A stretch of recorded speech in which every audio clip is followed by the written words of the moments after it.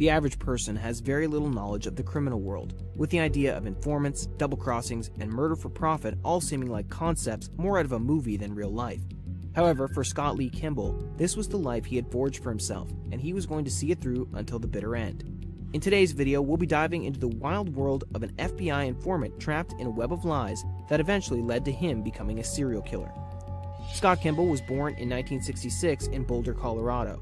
His life began with a rough start, as his parents divorced at an early age when his mother came out as lesbian. Following this news, Scott's father left the family and remarried, leaving Scott and his older brother Brett to move in with their grandmother in her mobile home. While living here, Scott and his brother were both sexually assaulted by Theodore Payton, their grandmother's neighbor, whose disturbing abuse ranged from photographing Scott while he was naked to Theodore filming himself raping Scott.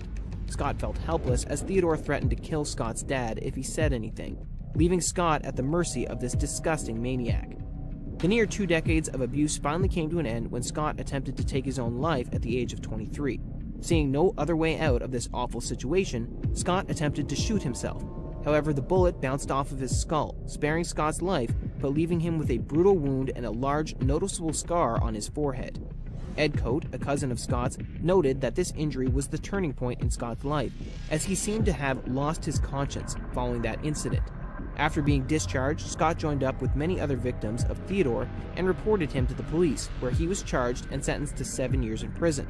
Despite getting revenge on the man who had tormented him for over half his life, Scott still felt a sense of guilt and shame for having gone through with it in the first place, and according to people who knew him at the time, he reportedly felt like less of a man. It was also around this time that Scott began his life as a career criminal.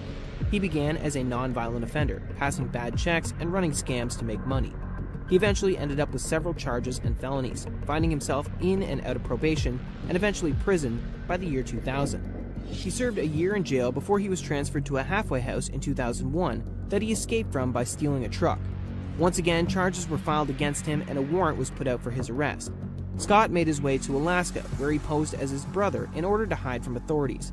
However, his ruse was quickly discovered when he once again began writing fraudulent checks, this time forging $25,000 in checks.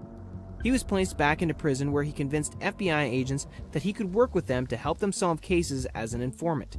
Arnold Flowers, a man incarcerated alongside Scott, was working to have a federal judge, prosecutor, and witness involved with his case killed.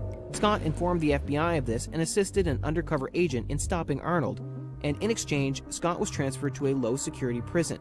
He then discreetly implied to several agents that he had information on other planned hits like Arnold's, and began working with agent Carl Schlaff to stop fellow inmate Steve Ennis, who Scott alleged was planning on killing witnesses related to a trial about Steve's ecstasy distribution ring. Scott informed Carl that he had promised Steve he would kill Steve's witnesses for him after being released.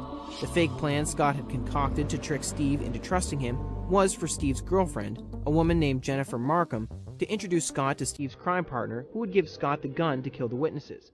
Scott was released from prison in late 2002, and it was at this point that he began to prepare for 3 of the 4 murders he would eventually confess to. The first of these murders was that of Jennifer Markham, the girlfriend of fellow inmate and friend of Scott's, Steve Ennis. 2 weeks after his release, Scott began meeting up with Jennifer in order to go through with the fake plan of murdering witnesses for Steve. In February of 2003, Jennifer informed her boyfriend that she would be meeting up with Scott for dinner. This would be the last time anyone other than Scott ever heard from Jennifer. Scott told Carl that Jennifer called him after they finished dinner and told him that she would be going to New York for a while. However, at a later date, Carl noticed that both Scott and Jennifer's phones, which were normally very active, had not been used the day after the dinner.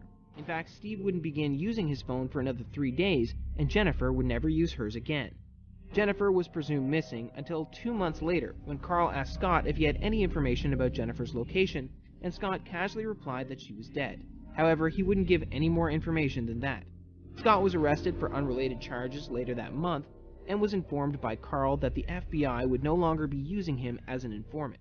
In a fit of depression, Scott pleaded with Carl and told him that Jason Price, Scott Ennis's drug partner, had confessed to the murder, and even shown Scott photos of Jennifer's body.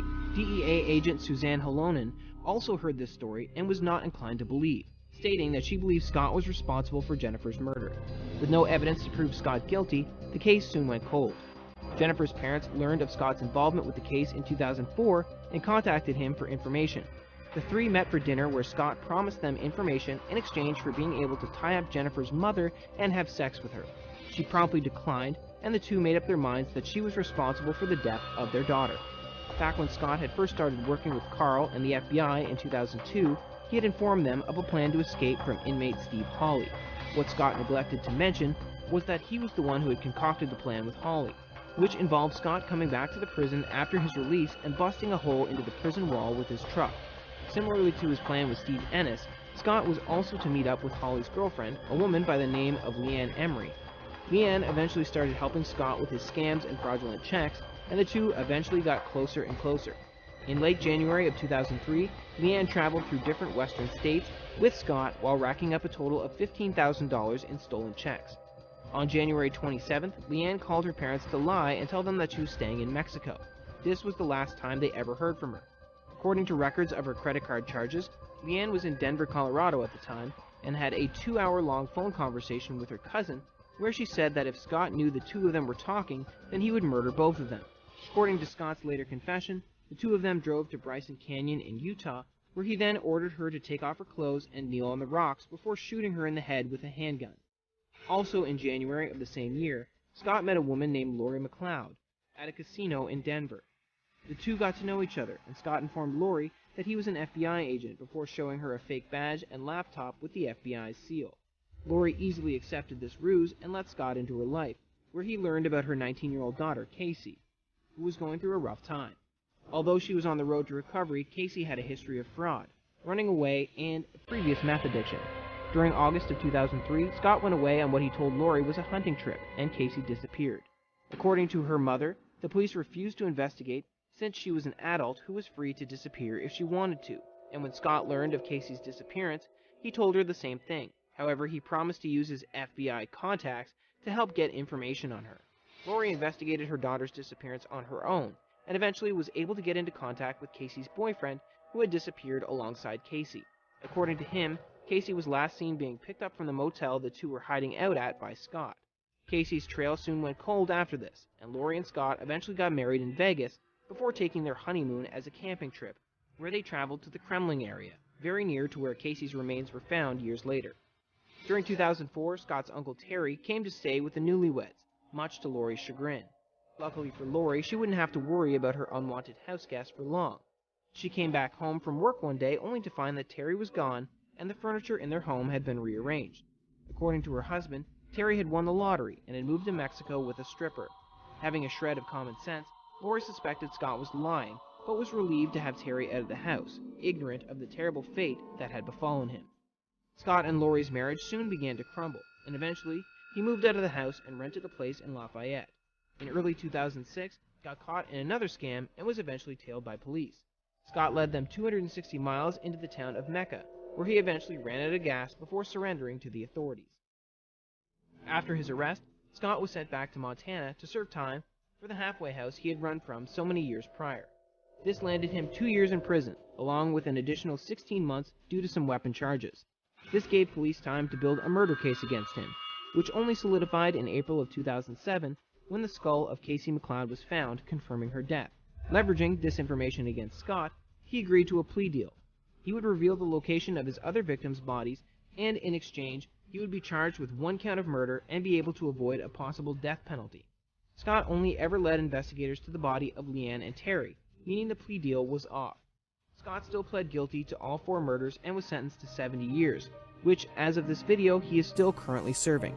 Scott has given multiple reasons for his murders, many of which contradict each other, all of which go on to prove that until the very end, Scott Lee Kimball is a criminal and liar who only cares about his own well-being at the cost of everyone around him.